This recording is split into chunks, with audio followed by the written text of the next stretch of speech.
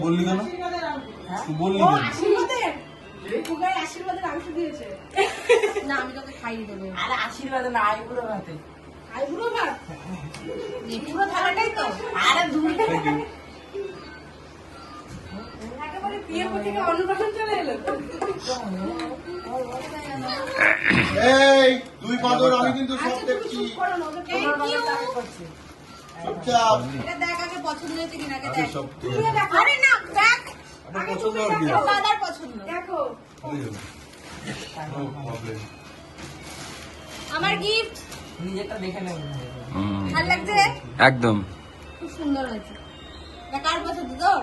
এও না। ও খা খা খেতে থাক।